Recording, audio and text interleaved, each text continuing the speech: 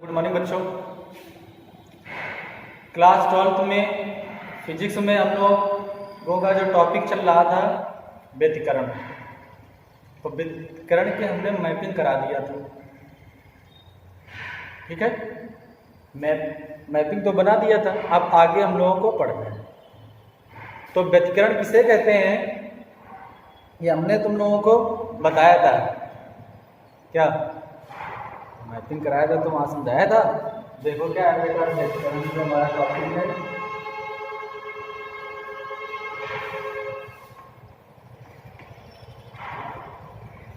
English में बोलते हैं इसे इंटरफेरेंस। क्या बोलते हैं? इंटरफेरेंस मतलब व्यतिकरण। तो देखो जो इंटरफेरेंस है क्या होता है,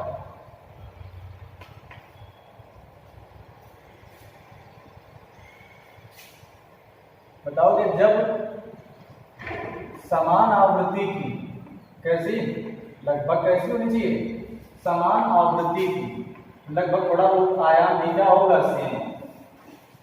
जब समान आवृत्ति तथा समान आयाम की तरंगें किसी माध्यम में चलती हैं तो कुछ बिंदुओं पर उनकी तीव्रता अधिकतम तथा कुछ बिंदुओं पर तीव्रता उनकी क्या होती है, न्यूनतम होती है। कुछ बिंदुओं पर तीव्रता क्या होती है, न्यूनतम होती है। इस घटना को ही व्यतिकरण कहते हैं।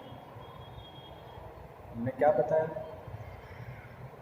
जब समान आवृत्ति की दो तरंगें माध्यम में किसी माध्यम में क्या होती हैं, चलती हैं, तो उनके अध्यारोपण से, अध्यारोपण का मतलब होता है मिलाना, उनके अध्यारोपण से कुछ बिंदुओं पर तीव्रता अधिकतम तथा कुछ बिंदुओं पर तीव्रता न्यूनतम होती है। और इस घटना को ही क्या कहते हैं, इस घटना को ही व्यतिकरण कहते हैं। जहाँ पर तीव्रता अधिकतम होती है उन बिंदुओं पर हुए व्यतिकरण को संपोषी व्यतिकरण तथा जहाँ पर तीव्रता न्यूनतम होती है उन बिंदुओं पर हुए व्यतिकरण को विनाशी व्यतिकरण कहते हैं।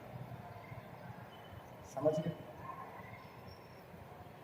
तो देखते हैं क्या है बेटा, पहले लिखो व्यतिकरण। देखो जब समान आवृत्ति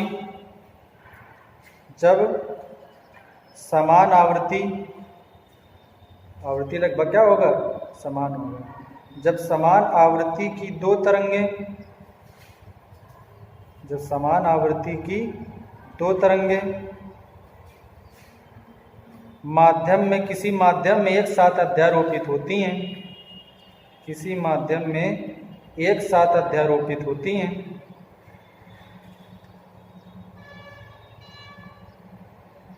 किसी माध्यम में क्या होता है, एक साथ अध्यारोपित होती हैं,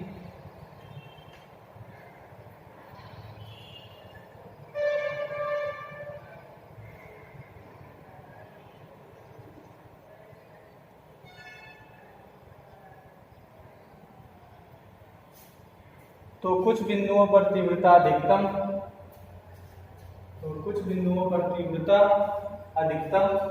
तथा कुछ बिंदुओं पर तीव्रता न्यूनतम होती है। इस घटना को व्यतिकरण कहते हैं। मतलब कह सकते हो व्यतिकरण दो प्रकार के होते हैं, संपोषी व्यतिकरण और विनाशी व्यतिकरण।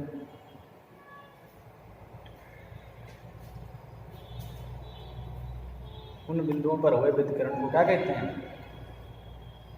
हाँ, अब लिखो, यह दो प्रकार का होता है। नंबर एक, संपोषी व्यतिकरण। देखो जिन बिंदुओं पर तीव्रता अधिकतम होती है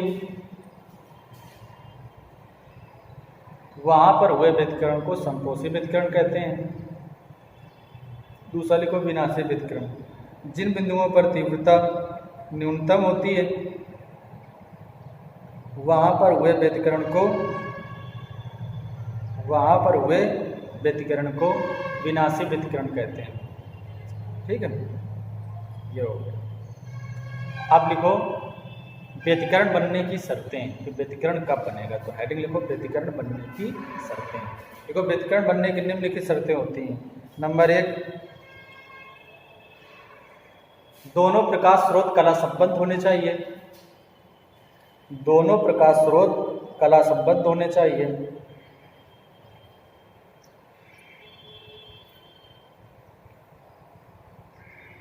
कला संबंध का मतलब होता है, कला संबंध का मतलब क्या होता है? समय के साथ दोनों में कलांतर क्या होना चाहिए? स्थिर रहना चाहिए।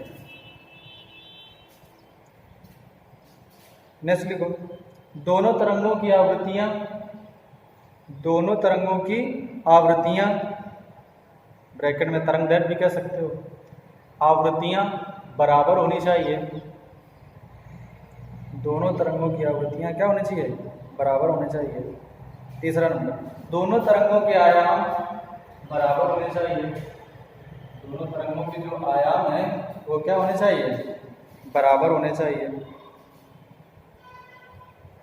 नेक्स्ट,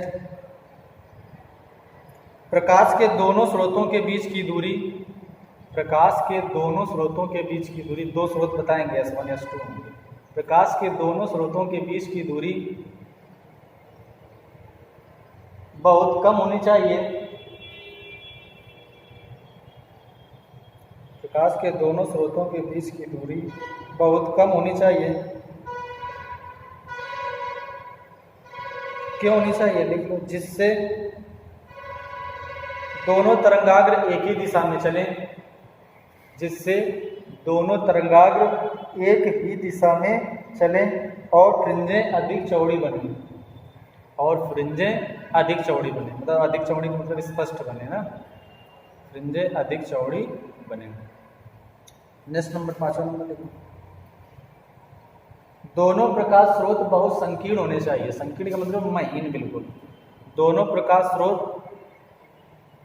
संकीर्ण होने चाहिए।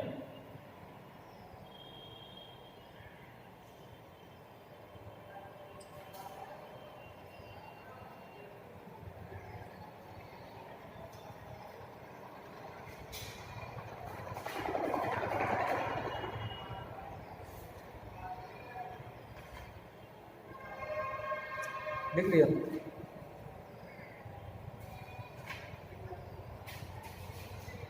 आप लिखो,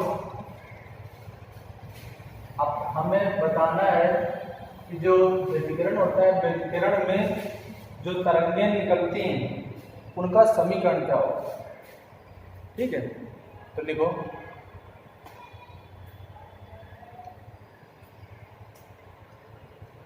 मतलब व्यतिकरण का समीकरण है, लिख लेना, व्यतिकरण का समीकरण, व्यतिकरण का क्या समीकरण। देखो, माना दो तरंगें y1 तथा y2 हैं। माना दो तरंगें कौन सी हैं? y1 तथा y2 हैं, जिनके आयाम a1 तथा a2 हैं। जिनके आयाम क्या हैं? a1 तथा a2 हैं।